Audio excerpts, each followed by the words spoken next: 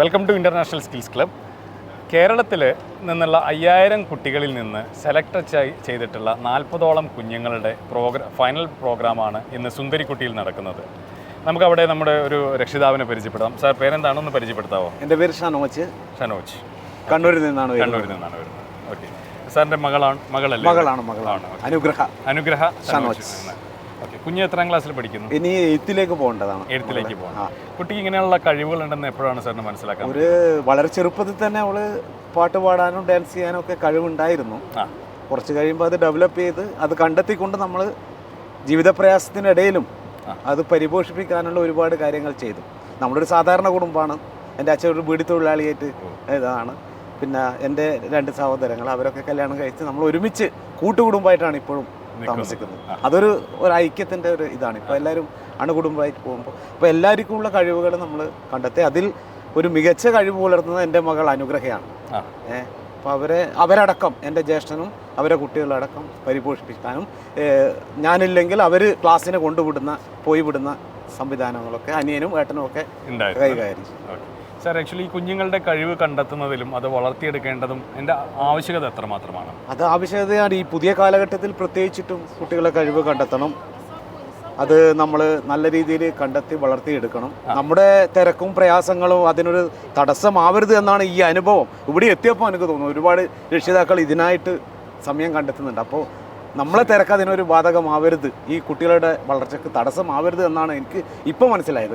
മാതാപിതാക്കളുടെ സാമ്പത്തിക ശേഷി ഇതിനൊരു തടസ്സമാണ്. കുഞ്ഞുങ്ങളുടെ കഴിവുകൾ കണ്ടെത്താനും ഡെവലപ്പ് ചെയ്യാനും തടസ്സമാണ്. പക്ഷേങ്കിൽ ആ തടസ്സം നമ്മൾ ഏതെങ്കിലും തരത്തിൽ പരിഹരിച്ച് മുന്നോട്ട് പോകണം എന്നുള്ളതാണ് നമ്മുടെ ഉത്തരവാദിത്തമാണ്. ആ തടസ്സത്തിൻ്റെ പേരിൽ ഒരു കുട്ടിയുടെ കഴിവ് നഷ്ടപ്പെട്ടു പോകരുത്, അത് പാതി വഴിയിൽ മുറിഞ്ഞു പോകരുത് എന്നുള്ളൊരു ആശയക്കാരനായിട്ടാണ് ഞാൻ തോന്നുന്നത്. എല്ലാ കാര്യത്തിലും ഞാനൊരു ആദ്യഘട്ടത്തിലൊരു തടസ്സം പറയുമെങ്കിൽ പിന്നീട് എന്ത് വിഷമത്തിലും എവിടെന്നെങ്കിലും സംഘടിപ്പിച്ചിട്ടൊക്കെ അത് തരപ്പെടുത്തി കൊടുക്കാറുണ്ട്.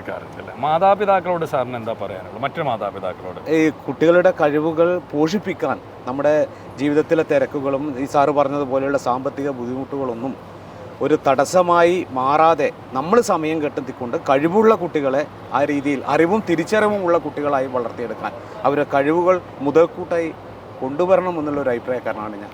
സാധാരണ മാതാപിതാക്കൾ പരീക്ഷയ്ക്ക് മാർക്ക് വാങ്ങിക്കാനല്ലേ കുട്ടികളെ നിർബന്ധിക്കുക. അപ്പം നിങ്ങളുടെ പോലുള്ള ആളുകൾ അവർക്ക് മറ്റു തലങ്ങൾ കണ്ടെത്താനും അതിലൂടെ ഡെവലപ്പ് ചെയ്യാനും സഹായിക്കുന്നുണ്ടല്ലോ. അത് എത്രമാത്രം പ്രാധാന്യമാണ് സാർ പരീക്ഷയ്ക്ക് മാർക്ക് കണ്ടെത്തുന്നതിനോടൊപ്പം തന്നെ മറ്റുള്ള കഴിവുകൾ കൊണ്ടുവരാൻ? ഞാൻ ഏത് വേദിയിലായാലും പറയുന്നത് പാഠ്യവിഷയങ്ങളും പാഠ്യേതര വിഷയങ്ങളും ഒരുമിച്ച് കൊണ്ടുപോകാൻ കഴിയുന്നവരാണ് ജീവിതത്തിൽ കുറേ ഭാഗം വിജയിച്ചവരിൽ എന്നുള്ളതാണ്.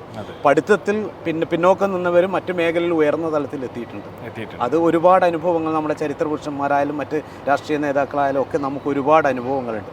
ആ അനുഭവത്തിൻ്റെ വെളിച്ചത്തിൽ പഠനം ഒരു ഭാഗത്ത് നടക്കട്ടെ, പാഠ്യേതര വിഷയങ്ങളും മറ്റ് സാംസ്കാരിക പ്രവർത്തനങ്ങളും കലാപ്രവർത്തനങ്ങളും ഒക്കെ മറ്റൊരു മേഖലയിലേക്ക് 2 ഭാഗങ്ങളായി നടന്ന് രണ്ടും ഈ ജീവിതത്തിൽ കൂട്ടിമുട്ടിച്ച് നല്ല ഉയരങ്ങളിലേക്ക് എത്തണം എന്നുള്ള ഒരാഗ്രഹക്കാരനാണ് ഞാൻ.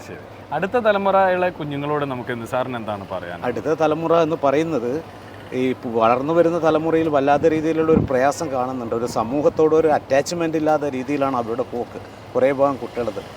കാരണം ഒരു കമ്മ്യൂണിക്കേഷൻ നമ്മുടെ മുതിർന്നവരുമായിട്ടോ മറ്റാളുകളായിട്ടോ അവരിലേക്കോ അല്ലെ 1-2 ആളുകളിലേക്ക് മാത്രം ഒതുങ്ങിപ്പോകുന്ന ഒരു നിലയിലേക്ക് ആയിപ്പോകുന്നുണ്ടോ എന്നുള്ളൊരിതുണ്ട്. അപ്പോൾ അത് മാറ്റി നമ്മൾ അവരെ കണ്ടെത്തി അതിൻ്റെ രക്ഷിതാക്കൾ എന്നുള്ള നിലയിൽ നമ്മളെപ്പോലുള്ള ആളുകൾ അതിൽ കണ്ടെത്താനും അവരെ പ്രാപ്തരാക്കാനും ഈ രീതിയിലേക്ക് വഴിതിരിച്ചു വിടാനും ഒക്കെ കഴിയുന്ന രീതിയിലേക്ക് നമുക്ക് വളർന്നു വരാൻ ഇടപെടാൻ കഴിയണം എന്നുള്ള ഒരു അഭിപ്രായക്കാരനാണ് ഞാൻ.